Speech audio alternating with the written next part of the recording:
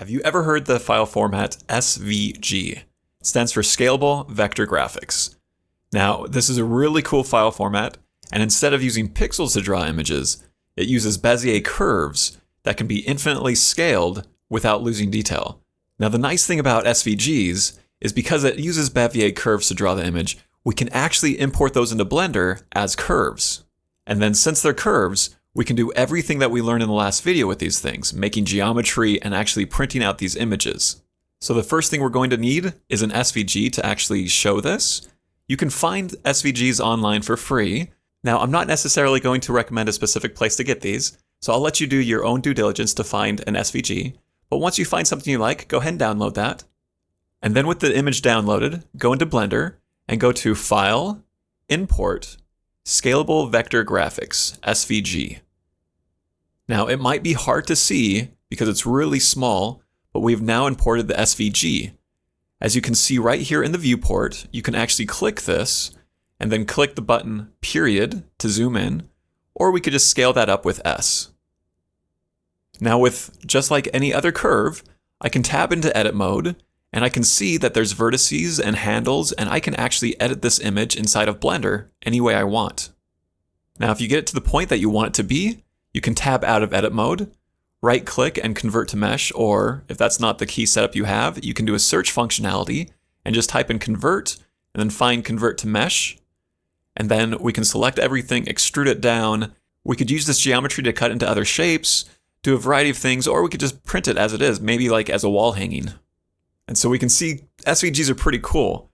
But what's even cooler is I can actually take black and white images that I draw and automatically convert those using a variety of free software that you can find online.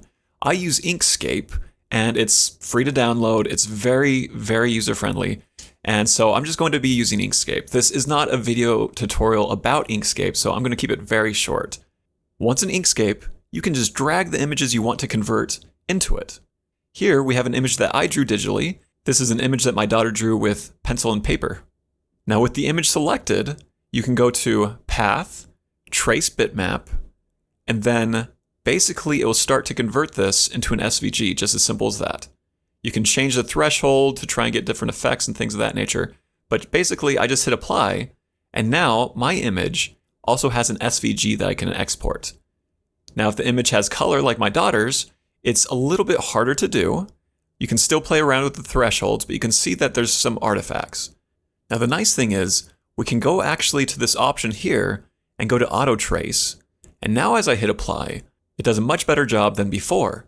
So if it's black and white, I use the default function, but if it's more of a kind of picture, then I like the Auto Trace.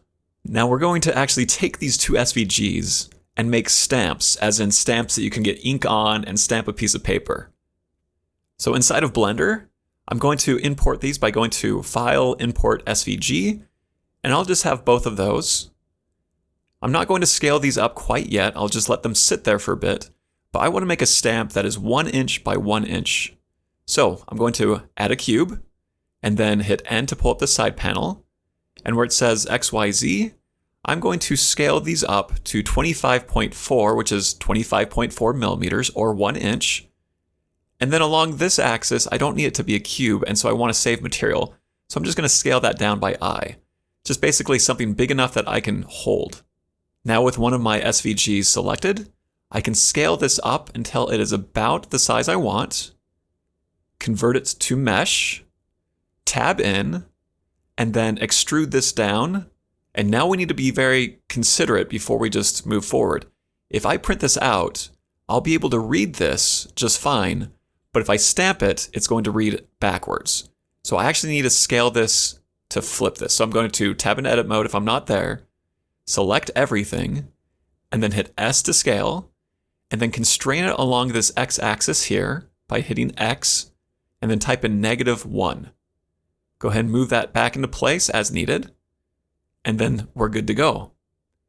With this box selected and this image selected, I can go ahead and hit Ctrl J to join this, or I can basically just export it as it is, and then in the Export STL options, hit Selection Only.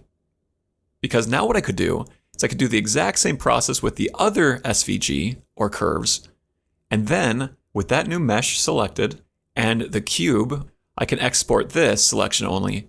So I've basically just exported my 2 stamps. Now here we are in Prusa Slicer. I've already imported the 2 stamps.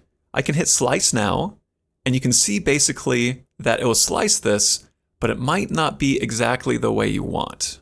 It's a little rough along the edges. If you want this super smooth along the edges, there's an option called ironing that basically makes something very flat. So what I need to do is go ahead and go back to the model by selecting this and go to Print Settings, Infill, Ironing, and then enable that. Also, there's different ironing types. The first one basically will iron any flat surface facing up. The second will only iron out the top layer. And then this one, it's designed for transparent 3D printing. We don't need to worry about this.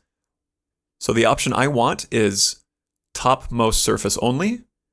Going back to the platter, I can go down here, hit slice now. And then as I zoom in, I can see that all the top surfaces here are very smooth. These surfaces aren't because it won't touch the ink and it'll just print faster. And that's why we only ironed the top surface only. And so that's it for the video. SVGs are very powerful and very cool. Yes, there's times that I'm going to be using curves instead if I want that precision, but SVGs are just kind of fast, and with 3D printing, it doesn't matter if it's a little rough along the edges. All right, I'll see you in the next video.